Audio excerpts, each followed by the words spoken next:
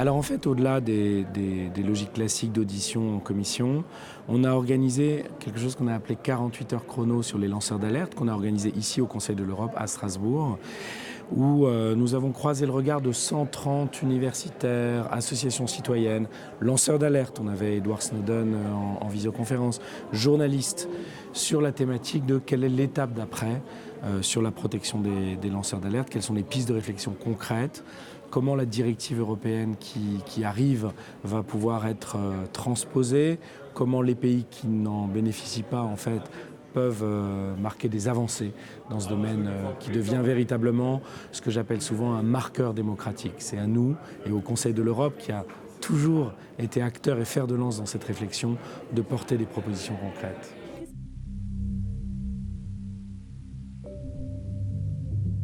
Alors, il y a beaucoup de sujets. Il y a 3 sujets rapidement qui se démarquent.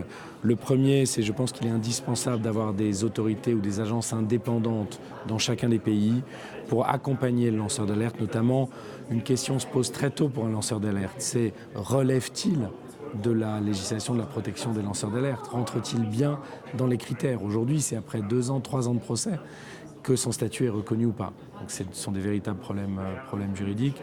Et ça constituerait un réseau d'agences indépendantes qui permettrait de partager les bonnes pratiques et d'être un interlocuteur important pour le Conseil de l'Europe et pour faire progresser ce sujet. Le deuxième point, c'est beaucoup d'éléments de droit.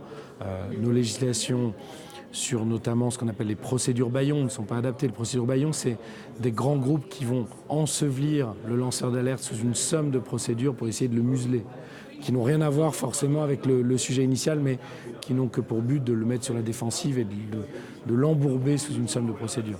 Il faut pénaliser les procédures bâillons pour les contrer. Il faut aussi adapter notre statut des demandeurs d'asile. Aujourd'hui, par exemple, le cas d'Edward Snowden est assez caractéristique. Il ne peut pas demander l'asile politique en France parce que pour ça, il faut qu'il mette le pied en France. Et il aurait été arrêté dans ces pays de transit de par les mandats internationaux que les États-Unis ont lancés. Donc aujourd'hui, le droit doit évoluer pour prendre en compte ce phénomène, cette situation des lanceurs d'alerte. Donc beaucoup de préconisations, il y a 12 préconisations. Et puis un dernier point, qui est qu'on doit encourager la structuration et l'émergence d'un écosystème dans la société civile qui permette de rompre l'isolement des lanceurs d'alerte. Par exemple, en favorisant les initiatives comme les maisons des lanceurs d'alerte qui commencent à se structurer dans certains pays, mais aussi en autorisant les personnes morales, comme une association par exemple, à reprendre le flambeau d'un lanceur d'alerte pour le protéger, entre guillemets, et lui permettre de transmettre son alerte à une personnalité morale qui a évidemment plus de moyens et de capacités de réagir et de contrer et de gérer le risque auquel il s'expose.